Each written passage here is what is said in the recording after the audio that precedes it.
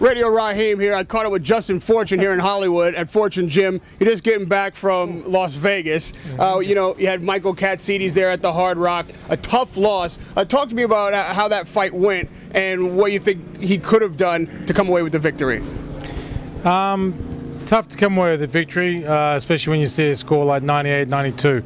The other judges 95, 95, 96, 94. Fair enough, you know. We, you know, a draw would have been great, and then we, you know, if we lost, a loss would have been a split decision we could live with. But at 98-92, you know, tough to come away with the victory. We stepped into the 40-pounders, and it was a big 140-pounder.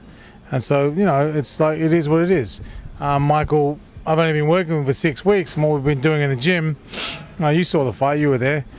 He would have flashes of what we've been rehearsing, then we get hit, and he would revert back to the old Michael Katsidis, come back out, back to the corner, we tell him to do stuff, you know, but he is learning, and he's showing that he can, you know, do what we do in the gym and stuff. So, you know, we'll campaign him at 35, have a couple of fights under the radar, 35, 37 catch weight, and put him back in lightweights where he should be.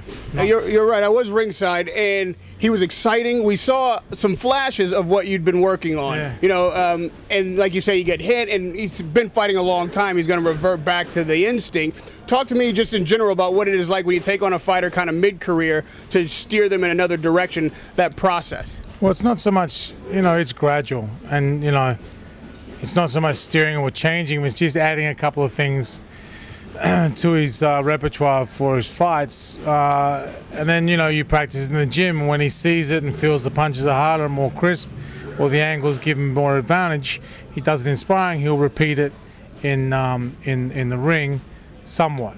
But then, you know, you just have to, it's repetition, repetition, repetition. So like I said, we've been working together for 6 weeks, and, you know, he's got a lot of balls. He's an exciting fighter.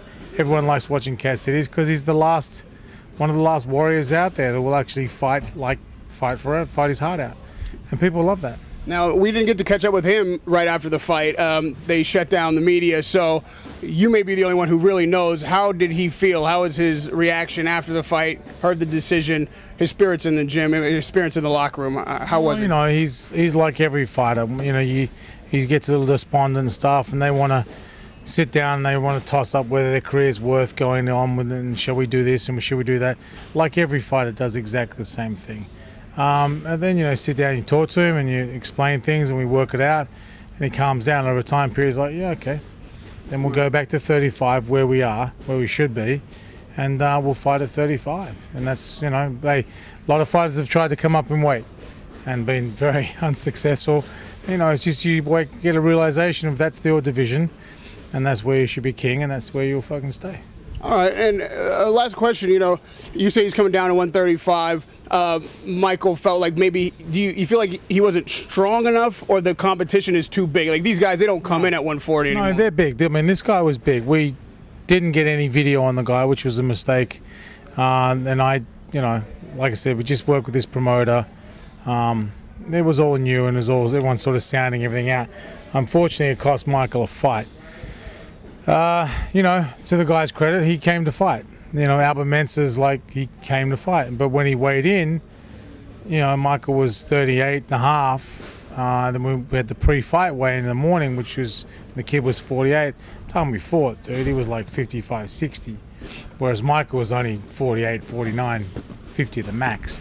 So it's a big difference, and he nullified Michael's attack just out of sheer size. So, like, it's just, here we go, back where we belong. And this weekend, we saw a fight at 135. You know, there's a lot of opportunity for Michael there. We should have seen a fight at 135, but he never weighed in.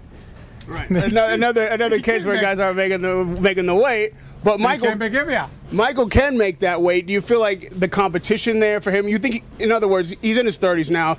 Nobody can fight forever. You think before he gets out, he can grab a title there? Are there fighters at 135 you feel like he can target? I'd like to fight. You know, I'd like to fight. The last guy I fought was Burns. We'd like to fight Burns again at 35. Because we're coming down properly. We're coming in training in America. You're not training in bloody Thailand. You know, you're coming down in weight properly. You've got proper sparring. You're doing everything the way it should be done.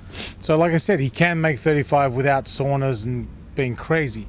And that's what, you know, as you get older, you need to put as less stress on your body in making weight as you possibly can, and that's what we need to do. And he's, you know, he can do it. Shit only dried him out really a day before the fight, and only cut his meals back 3 days before the fight. You know, so he can make the weight. He's just doing a different training. That's all. All right, Radio Raheem here with Justin Fortune at Fortune Gym in Hollywood. You know.